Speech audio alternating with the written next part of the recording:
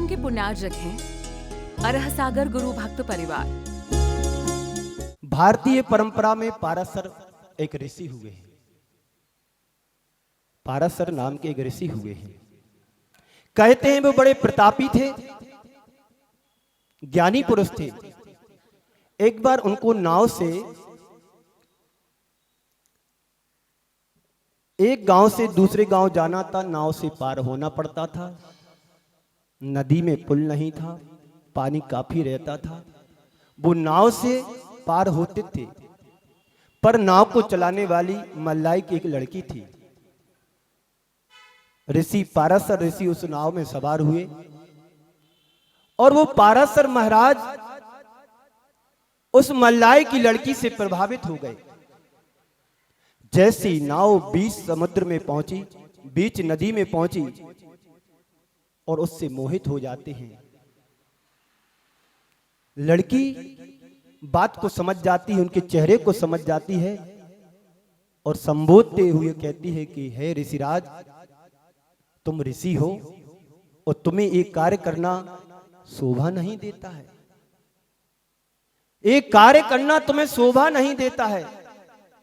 तो ऋषिराज कहते हैं कि सुनो, यहां पर कोई नहीं है, कोई देख भी नहीं सकता है। हम इतने दूर आ गए हैं नदी में, कोई मुझे देख नहीं सकता है।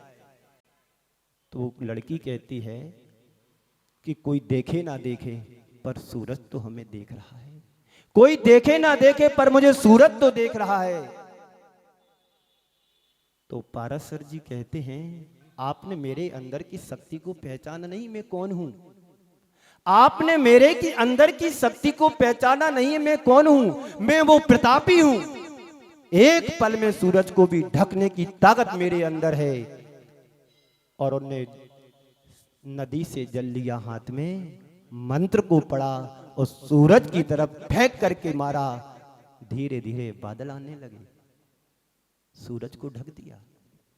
और कहते हैं, देख मैंने एक पल में सूरज को ढक दिया, अब यहां पर कोई नहीं है, मैं तेरा समीप चाहता हूं। उस युवती ने कहा, उस मल्लाई की लड़की ने कहा कि हे ऋषिराज, यदि तुम्हारे पास इतनी शक्ति सूरज को ढकने के लिए है, तो आप अपने अंदर के विकारों को क्यों नहीं ढक लेते हो। यदि तुम्हारे पास सूरज को ढकने की ये शक्ति है, तो तुम अपने विकारों को ऐसा क्यों नहीं ढक लेते हो। कहने का तात्पर्य हुआ, तुम जीवन में बड़ी बड़ी उपलब्धियां कर लेते हो, लेकिन कभी आपने अपने विकारों को ढकने का पुरुषार्थ किया। आपने अपने क्रोध, मान, माया, लोभ और मोह मत्सर को संभालने का काम किया, कभी नहीं किया। तो कभी फिर तुम अरिहंत भी नहीं बन पाओगे। जब तक तुम शत्रुओं की पहचान नहीं कर पाओगे, तब तक अपने आप जीवन को नहीं जान पाओगे। ओम। अपने अंदर के शत्रु को पहचाने,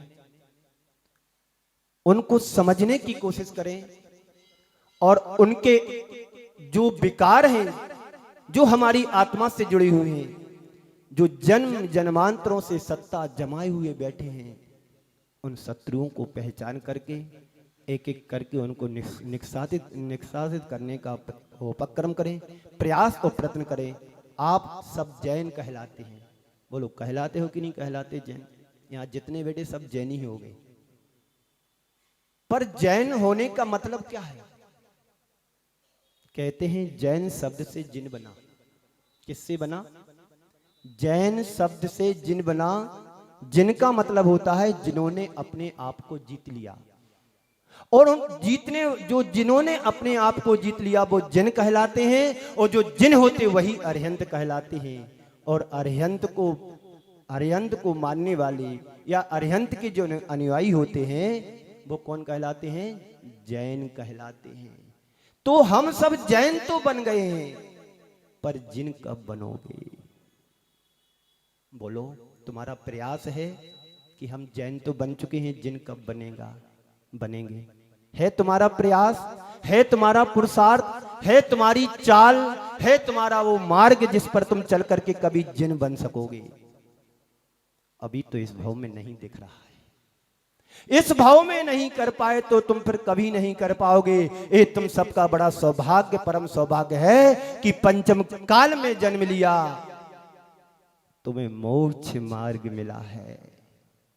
कहीं छठवें काल में जन्म लोगे तो वो भी मोक्ष मार्ग मिलने वाला नहीं है। फिर भटकते रहोगे संसार में 4 गति 84 लाख योनियों में भ्रमण करोगे।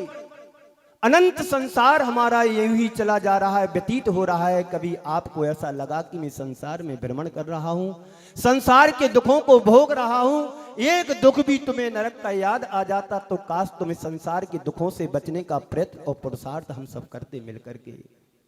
वो दुख तुम्हें याद नहीं है, शास्त्रों में पढ़ लेते हो। अति संक्लेश भाव से मरियो, तीव्र घोर शुभ्र सागर में पड़े हो। कितनी वेदना हमने सही उन नरकों में, कितने कष्टों को सहा इस जीव ने उन नरकों में। वो दुख तुम्हें याद आते हैं क्या? बस पढ़ लेते हैं, आंखों में कभी पानी नहीं आया उन दुखों को सुन करके। वो आएगा भी नहीं, क्योंकि संसार मुझे सार दिखाई दे रहा है, संसार मुझे अच्छा लग रहा है, तो दुख में दुख नहीं लगते हैं। जिस दिन तुम्हें संसार की असारता पर विश्वास हो जाएगा कि संसार क्षणभंगुर है, संसार नाशवान है, संसार के सुख सुख जैसे नहीं है, तो लगेगा वास्तव में कि हम गलत रास्ते पर चल रहे हैं। अब गलत रास्ते पे नहीं चलना है, बाहर के शत्रुओं को दूरी नहीं बनाना है, अब भीतर के शत्रुओं को उखाड़ करके फेंकना है। हम क्रोध के उदय में क्रोधी हो जाते हैं। कभी सोचा कि क्रोध हमारी आत्मा का स्वभाव है क्या? विभाव है, विकार है। कभी मान के उदय में हम मानी बन जाते हैं। कभी सोचा कि मान मेरा स्वभाव है आत्मा का क्या? कतई नहीं है। आत्मा का स्वभाव ना क्रोध है, ना मान है, ना माया है, ना लोभ है, ना मोह है, ना मत्सर है, ना ममत्व भाव है। ये सब आत्मा की विकारी भाव हैं। इन्हीं शत्रुओं को जीतने के लिए अनंत भगवान की शरण में जाते हैं। जाते कि नहीं जाते आप लोग शरण में? बोलो, जाते हो ना? बोलो जी, जोर से बोलो। अरिहंत की शरण में क्यों जाते हो? तुम जैसा बनने के लिए, आपके गुणों की प्राप्ति के लिए। तो अभी तक तुमने कितने गुणों को प्राप्त कर लिया? 5 गुणों में से 5 गुणों में से कितने गुणों को प्राप्त कर लिया? अरिहंत के चरणों में शरण में जाते हुए पूरी जिंदगी का बहुभाग बीत गया। कितने गुणों को प्राप्त किया है हमने? बोलो। जितना क्रोध है बड़ा है कि घटा है? जो मान तुम्हारे अंदर पल रही है पल पल, उस मान में वृद्धि हो रही है कि ह्रास हो रहा है? मान की क्वालिटी कम हो रही है कि क्वांटिटी बढ़ रही है? माया जोड़ते जोड़ते तुम्हारा जीवन व्यतीत हो गया। कितना तुम्हारा माया से मोह हटा है? बोलो।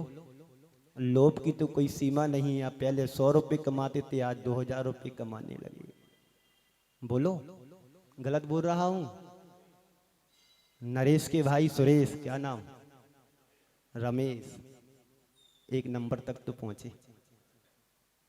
रमेश, लोभ की कोई सीमा होना चाहिए, परिग्रह की भी कोई सीमा होना चाहिए। कोई सीमा है तुमने बनाई? 5 अणुव्रत हमारे अरहंतों ने दिए हैं। उन अणुओं में से कितने अणुगुण तुम्हारे अंदर हैं? 1 हैं, 2 हैं, 3 हैं, 4 हैं, 5 हैं।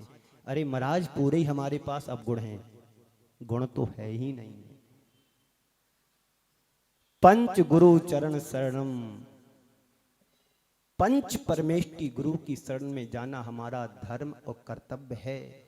इस कर्तव्य को समझो।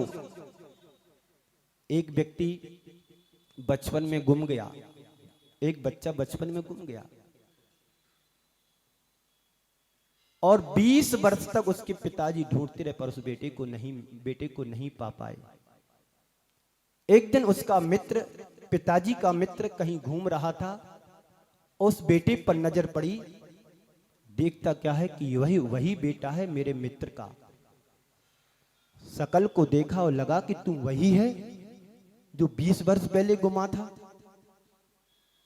और देख करके कहते तेरी हालत फटे हाल, वस्त्र भी तन पर ठीक नहीं है, मैले कुचैले वस्त्र पहने हुए है तू, कहां था तू अभी तक। और उसकी हाथ पर नजर गई तो उस पर उसका नाम लिखा था जो बचपन में उनके पापा ने उस मित्र के सामने गुदवाया था। पहले के लोग क्या करते थे, आज तो फैशन बना लिया है, कहां कहां गुदवाते रहते हो, गुदना पता नहीं, पर पहले के लोग इसलिए लिखवाते थे मेला ठेले में जाकर के कि मेरी बेटी या बेटा है गुम ना जाए, इसलिए चलो 3 बिंदी बना दी या फूल बना दिया या उनका नाम लिख दिया कैलाश चंद जैन। इतना ही होता था ना। और आज भी बूढ़े पुराने लोग यदि इधर हों तो कहीं कहीं बुंदेलखंड में मिलते हैं, उनकी कहीं यहाँ बिंदी रखेगी या यहाँ 3 बिंदी होंगी या उनका ऐसे कलाई पर नाम होगा। तो उस मित्र की दृष्टि उसके हाथ पर पड़ी, ये तो वही बेटा है जो आज से 20 वर्ष पहले गुमा था। अरे बेटा तू इधर, आप तो करोड़पति हो। अरे अंकल जी कैसे मेरी मजाक उड़ता है, मजाक करते हो, मैं करोड़पति कहाँ हूं, मैं तो दर दर का भिखारी बना हूं। अरे देख जो गुदना है ना, मेरे सामने तुम्हारे पापा जी ने मेरे सामने लिखवाया था, तू वही है। और जैसे ही उसकी गले पर नजर जाती है तो गले में एक ताबीज दिखाई देता है। देख तेरे गले में जो ताबीज है ना, मेरे सामने ही ताबीज तुम्हारे गले में लटकवाया था, खोल। तू तो करोड़पति है, करोड़पति, आज भी करोड़पति, तू दर दर का भिखारी बना है।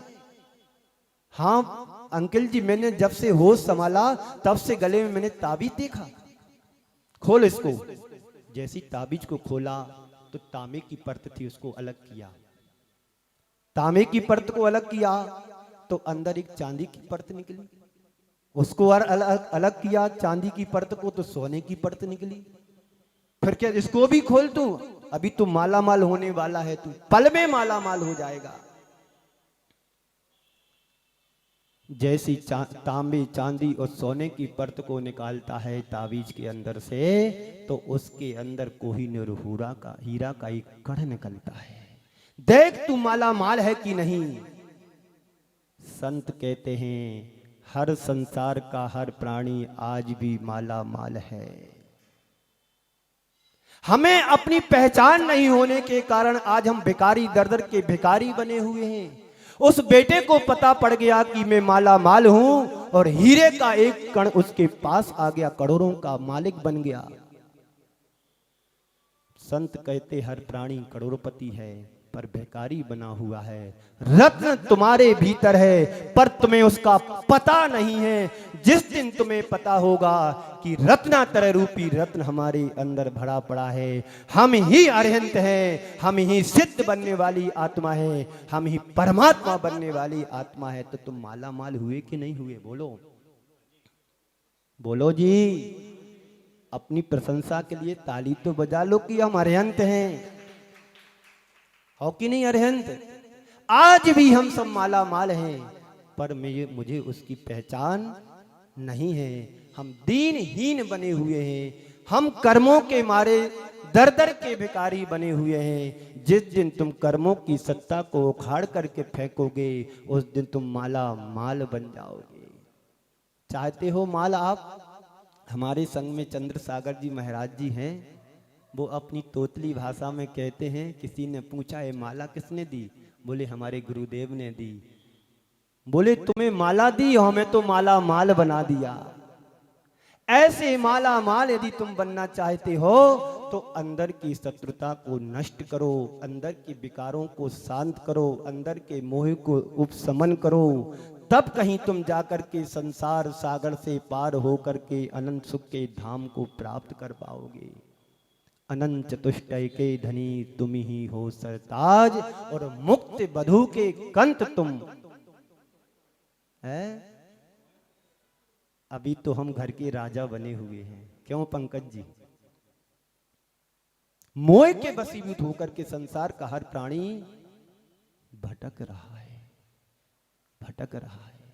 बस बार बार यही मन में आता है, कैसे लोभ हमारा पुष्ट हो, कैसे हमारा मान पुष्ट हो, कैसे हमारा क्रोध पुष्ट हो। बस इसी में 24 घंटे हमारे लगे रहते हैं कि कब आज 2 रुपए कमाए, कल 4 रुपए कैसे कमाऊंगा।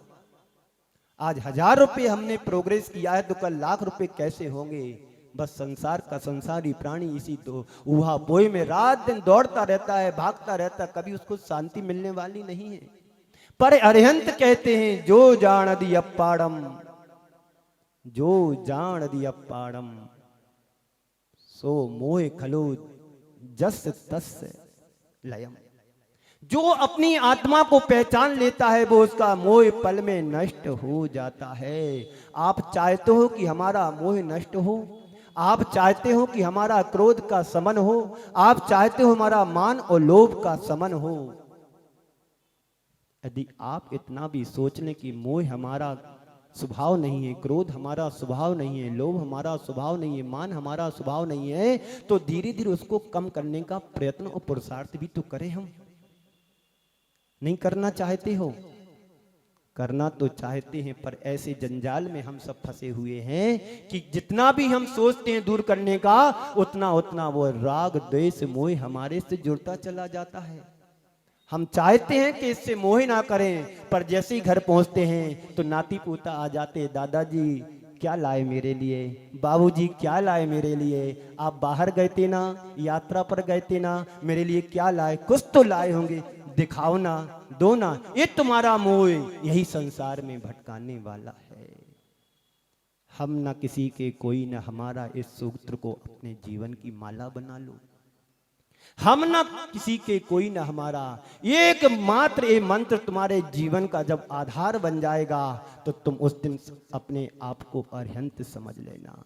क्योंकि अरिहंत और कोई नहीं होते हैं, अरिहंत वो होते हैं जो अपने अंदर के विकारों को दूर कर देते हैं, अपने अंदर के मोह ममत्व भाव को नष्ट कर देते हैं, अपने अंदर के शत्रुओं पर विजय प्राप्त कर लेते हैं, वो कहलाता है अरिहंत।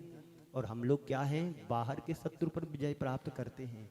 हम बाहर के शत्रु पर जीतने के लिए पुरुषार्थ करते हैं।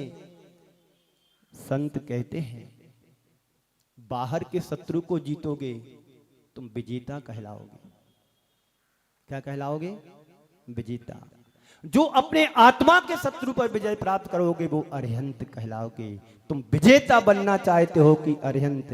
विचार करो, अपने अंदर झांक करके देखो कि अभी तक हमारे कितने विकार नष्ट हुए हैं। हम अपने अंदर भीतर झांक करके देखें, हमने कितने कितने शत्रुओं को मार करके बाहर निकाला है। कभी कोशिश की अंदर झांकने की? बोलो अध्यक्ष साहब, क्या नाम? सतीश जी। हाँ, धीरे धीरे नाम याद हो रहा है, 1.5 महीना हो गया ना, कल नाम याद हो जाए। जब तक जाएंगे पूरी 12 खड़ी याद हो जाएगी। तो अंदर के शत्रुओं पर विजय प्राप्त करो। अरिहंत की आराधना करते करते जिंदगी निकल गई। आपके मंदिर में जितने भगवान हैं सब अरिहंत हैं कि नहीं? बोलो अरिहंत है ना। जितने भी अरिहंत हुए संसार में, उन सब ने क्या किया था अरिहंत बनने के पहले? बोलो कुछ किया ना उनने कि अपने आप बन चुके? क्योंकि आप लोग पढ़ते भी हैं, जैसा वो क्या बोलते, जैसा देखा आप पढ़ते हैं ना, जैसा जैसा भगवान ने जाना वैसा वैसा होना है। जो जो देखी बीत रागी ने, सो सो होती बीरा रे। ए हाथ पर हाथ रख करके बैठ जाओगे तो कुछ होने वाला नहीं है। पुरुषार्थ अपेक्षित होता है। आप व्यापार करते हैं तो व्यापार करने के लिए मेहनत भी तुम्हारी अपेक्षित होती है। इस कार्यक्रम के पुण्यार्चक थे अरह सागर गुरु भक्त परिवार।